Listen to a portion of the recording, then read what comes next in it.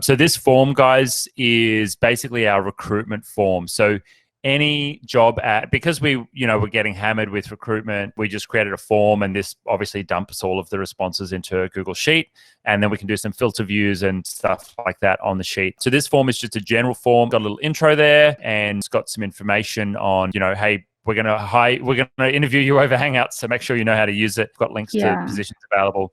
And then we're just basically asking them, to upload a PDF of their resume, upload a PDF of their cover letter. We ask them for their work at home experience. We ask them what's your home setup, so what's your computer and all those kind of things, what kind of salary they're looking for and all those kind of things. Now, this is a good little test because if, every now and again you get someone who sends us a link to their resume, but it's the link from their local computer. So it's like C/my documents / blah, blah, blah PDF.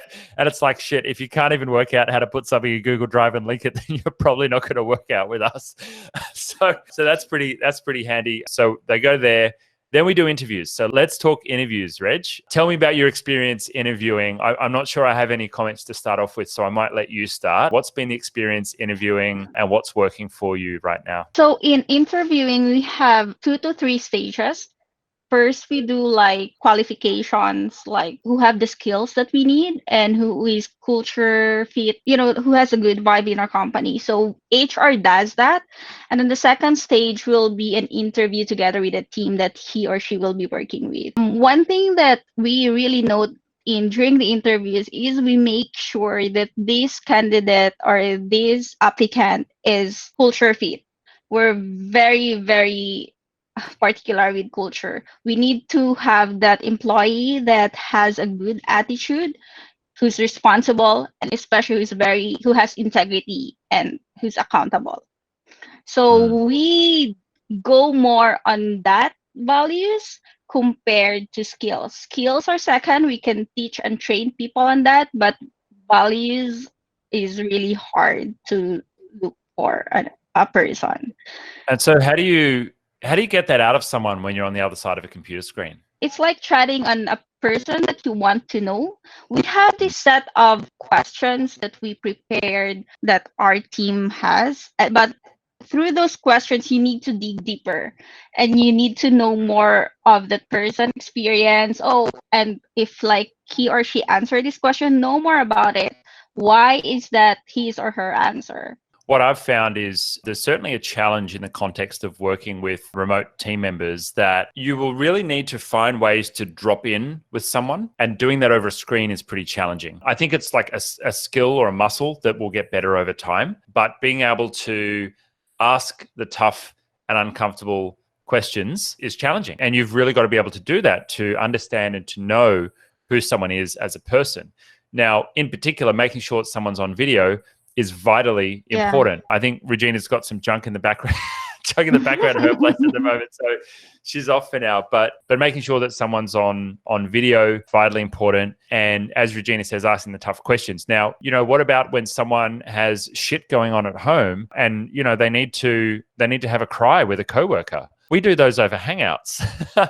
And so, hiring is just there's plenty of tiers at itGenius. Don't worry about that.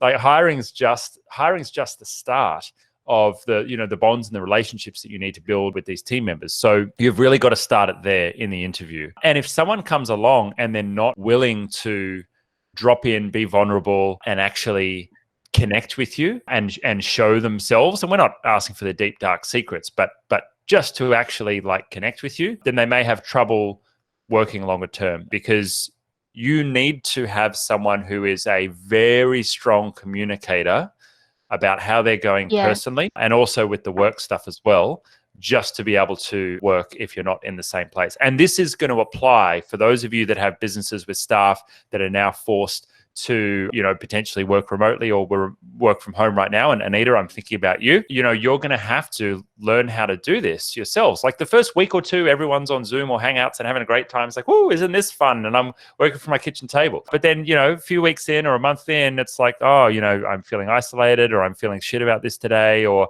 I'm fighting with my partner because I'm stuck with them at home all day long. And you're going to have to provide that support if you're a leader in the business, but, provide that support and have that, that safe shared space. So when you're hiring, you're also looking for people who are good communicators and who are happy to drop in with you there. And Reg, I would say that's probably one of the reasons for multiple interviews. Yes, sometimes first interview isn't really enough to know a certain person. So maybe an example of the questions that we have is that for integrity, like how would you, it's more on like a scenario question, Pete. What would they do if encountered this scenario?